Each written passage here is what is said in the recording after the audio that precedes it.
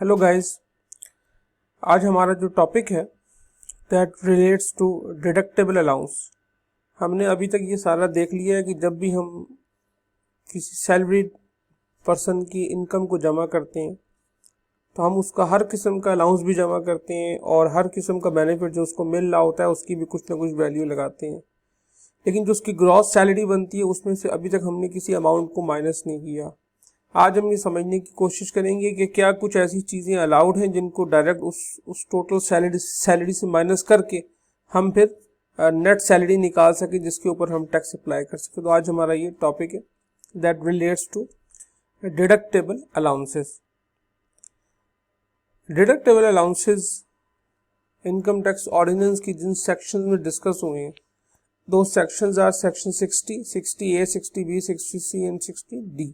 हम यहाँ पे 4-5 बेसिक चीज़ें देखेंगे जिसमें डिडक्टेबल अलाउंसेस अलाउड है। सबसे पहला डिडक्टेबल अलाउंस है ज़कात, that is related to section 60।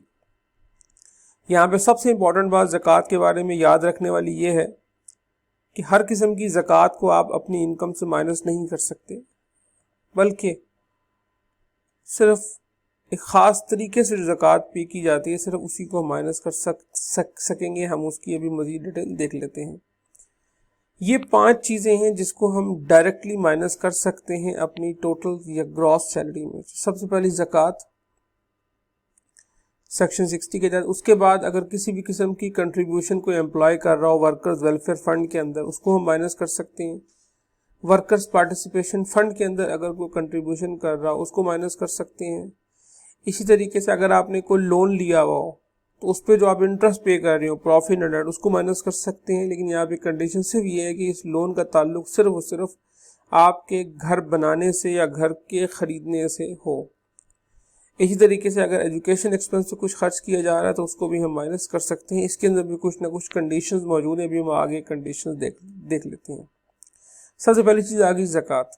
जिस तरह मैंने आपसे कहा कि हर किस्म की ज़कात हम लेस नहीं कर सकते, सिर्फ ख़ास ज़कात लेस हो सकती है। वो कौन सी ख़ास ज़कात है? ये सिर्फ वो वाली ज़कात है जो कि आप पे करते हैं अंडर ज़कात एंड उशर ऑर्डिनेंस 1980। और ज़ाहिर ज़कात एंड उशर ऑर्डिनेंस के तहत जो ज़कात पे होती है वो सिर्फ गवर्नमेंट ऑफ पाकिस्तान के पास जाती है। ज़्यादातर आपके बैंक अकाउंट्स पे जो ज़कात कटती है या आपके नेशनल सेविंग सर्टिफिकेट या डिफेंस सेविंग सर्टिफिकेट पे जो ज़कात कटती है वो ज़कात एंड उशर ऑर्डिनेंस के अंदर जाती है। तो सिर्फ ये वो ज़कात है जो आप माइनस कर सकते हैं, इसकी कोई लिमिट नहीं है। लेकिन हाँ, ये बात याद रखें कि अगर फ़र्ज़ करें कोई शख्स किसी भी वजह से किसी साल में उस ज़कात को एडजस्ट नहीं कर सका, अपने सिस्टम के अंदर भूल गया, उसको पता नहीं था, तो न ये अमाउंट रिफ़ंड हो सकती है न ये अमाउंट आगे ट्रांसफ़र हो सकती है। ठीक है, ये बड़ी इंपॉर्टेंट बात। दूसरा हमारे पास कंडीशन आ गई जी वर्कर्स वेलफेयर फंड की। ठीक है, कि अगर कोई शख्स वर्कर वेलफेयर फंड के अंदर कुछ पैसे पे करता है तो वो पैसे ये अपनी टैक्सेबल इनकम से माइनस कर सकता है। सिमिलर स्टाइल के ऊपर अगर कोई शख्स वर्कर्स पार्टिसिपेशन फंड के अंदर पैसे पे करता है तो वो भी इसको अपनी ग्रॉस इनकम में से लेस, सैलरी इनकम में से लेस करके बाकी इनकम पे टैक्स पे कर सकता है। ठीक है जी। फोर्थ आइटम, जिससे मैंने आपसे कहा, relates to profit on debt. हर इंडिविजुअल अगर उसने कोई लोन लिया हुआ है और लोन के ऊपर कोई प्रॉफिट पे कर रहा है यानी कि इंटरेस्ट एक्सपेंस पे कर रहा है, या फिर उसने लोन इस स्टाइल में लिया कि फ़र्ज़ करें उसने घर बनाने के लिए लोन लिया और इस्लामिक बैंक से लोन ले लिया। इस्लामिक बैंक वाले जो इंटरेस्ट है वो नहीं लेते बल्कि उसकी जगह वो रेंट लेते हैं, तो इस प्रॉफिट को हम यहाँ पे शेयर इन रेंट भी कहेंगे। ठीक है। इसी तरीके से हाउस बिल्डिंग फाइनेंस कॉरपोरेशन वो रेंट के साथ साथ मकान की जो वैल्यू में इजाफा हो रहा है, एप्रिसिएशन, उसको भी अपनी इनकम में हिस्सा शुमार करती हैं। तो अगर कोई ऑर्गेनाइजेशन आपसे वो एप्रिसिएशन भी ले रही है तो ये तीनों चीज़ें मिलकर जो अमाउंट आपसे ली जा रही है वो सारी की सारी अमाउंट आप अपनी ग्रॉस सैलरी में से लेस कर सकते हैं। कंडीशन सिर्फ ये है कि ये जो लोन है ये कंस्ट्रक्शन ऑफ न्यू हाउस या फिर एक्विजिशन ऑफ हाउस के लिए बनाया जा रहा हो। ठीक है। इसके अलावा भी कंडीशन है कि आपने जिनसे लोन लिया हुआ हो ये loan state bank of Pakistan के तहत अप्रूव बैंक्स हो। इवन अगर आपने ये लोन किसी गवर्नमेंट की ऑर्गेनाइजेशन से लिया है, अगर आप किसी कंपनी में एम्प्लॉई हैं और कंपनी से आपने ये लोन लिया है और इस मकसद के लिए लिया है, तो कंपनी आपसे जो प्रॉफिट चार्ज कर रही है उसको भी आप यहाँ से लेस कर सकते हैं। वो company must be a public limited company या गवर्नमेंट ऑफ पाकिस्तान का कोई इदारा होना चाहिए।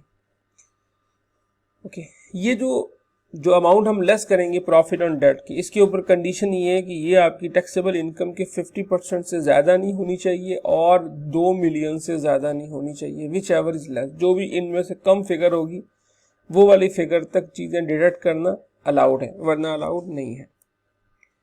And the last thing is education expense. Education expense के बारे में जी बात ये है कि हर इंडिविजुअल को ये एंटाइटल्ड है कि वो अपनी सैलरी में से, अगर वो सैलरी में से कोई बच्चों की फीस वगैरह पे कर रहा है तो उसका कुछ पोर्शन माइनस कर सकता है। लेकिन इसकी सबसे मेजर कंडीशन ये है कि उस इंडिविजुअल इनकम की जो सैलरी है that should not be more than 1.5 million, यानी कि साल की 15 लाख रुपए से ज़्यादा सैलरी नहीं होनी चाहिए। ठीक है, अगर किसी शख्स की साल की 15 लाख रुपए से ऊपर सैलरी ना हो, फिर हम इसको कैसे डील करेंगे? हम इसको ऐसे डील करेंगे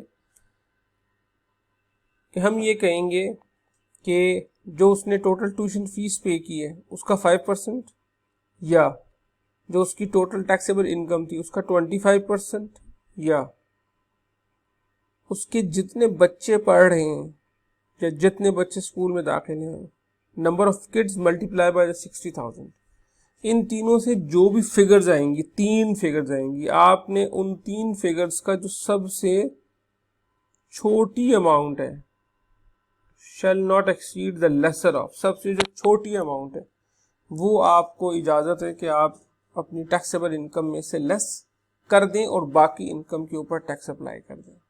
ठीक है, इसका मतलब है यहाँ तक हमने 5 किस्म के डिडक्टेबल अलाउंसेस देख लिए। सबसे पहला वो ज़कात जो ज़कात एंड उशर ऑर्डिनेंस के तहत कटी हो, उसके बाद contribution to workers welfare fund, उसके बाद contribution to workers participation fund, उसके बाद deductible allowance on profit on debt and deductible allowance on education expense. ये 5 चीज़ें हमारे पास आ गई जिनका ताल्लुक section 60, 60A, B, C, D के साथ है। एक और चीज़ जो क्लॉज 61 डील करता है, इनकम टैक्स ऑर्डिनेंस के सेकंड शेड्यूल का पार्ट 1 की क्लॉज 61 है, उसमें ये लिखा हुआ है कि वो इंस्टीट्यूशन जो क्लॉज 61 में शामिल है, क्लॉज 61 में institution like Edhi foundation, citizen foundation, Shaukat Khanum memorial hospital, इस किस्म की ऑर्गेनाइजेशन लिखी हुई है उसके अंदर। तो अगर कोई सेक्शन 61 के अंदर किसी भी किस्म की डोनेशन करता है तो वो डोनेशन जो है उसको इजाज़त है कि वो डोनेशन डायरेक्टली बिल्कुल डिडक्टेबल अलाउंस की तरह लेस कर दे अपनी इनकम में से। कंडीशन यहाँ पे ये है कि ये जो डोनेशन है, इस डोनेशन की अमाउंट इंडिविजुअल एंड एओपी के केस में 30% से ज़्यादा नहीं हो सकती। यानी कि अगर मेरी 1 लाख रुपए टैक्सेबल इनकम है तो मैं मैक्सिमम जो ये डोनेशन अप्लाई कर सकूंगा या दे सकूंगा वो सिर्फ 1 लाख रुपए का 30%, यानी कि 30,000 से ऊपर ये फिगर नहीं जाएगी। और कंपनीज के केस में ये 20% फिगर है। ठीक है, और इस किस्म की डोनेशन के लिए आपको किसी भी किस्म की बैंकिंग चैनल की भी ज़रूरत नहीं है, इसलिए कि ये जो ऑर्गेनाइजेशन है जो क्लॉज 61 में लिखी हुई हैं, इनको गवर्नमेंट ऑथेंटिकेटेड ऑर्गेनाइजेशन समझती है और वो इसमें फिर इस किस्म के इश्यूज हैंडल करने को तैयार नहीं है। इसका मतलब ये है कि हमने अभी डिडक्टेबल अलाउंस में अगर देखा तो 5 मेजर आइटम, ज़कात, workers welfare fund, workers participation fund, profit on debt and educational expense, और उसके बाद ये क्लॉज 61 की जो ऑर्गेनाइजेशन है। क्लॉज 61 के अंदर आपको बहुत सी ऑर्गेनाइजेशंस के नाम मिलेंगे बाकायदा। तो क्लॉज 61 में जो आपने की है उसकी जो डोनेशन है वो भी आप डायरेक्ट डिडक्टेबल एक्सपेंस की तरह, डिडक्टेबल अलाउंस की तरह अपनी इनकम में से माइनस कर सकेंगे और उसके बाद जो बाकी अमाउंट बचे उस पर आप टैक्स अप्लाई करेंगे। ठीक हो गया जी। अब हम इसके नेक्स्ट पार्ट की तरफ मूव करते हैं जिसके अंदर हम डिडक्टेबल अलाउंस के बजाय टैक्स क्रेडिट्स की बात करेंगे। आपने ये दो वर्ड्स डिफरेंट करके याद रखने, deductible allowance and tax credit. Deductible allowance कौन से अलाउंसेज हैं? डिडक्टेबल अलाउंसेज वो अलाउंसेज हैं जो आप डायरेक्टली अपनी ग्रॉस इनकम में से माइनस करते हैं और फिर आप टैक्सेबल इनकम की पोजीशन तक पहुंचते हैं। Let's move to next video.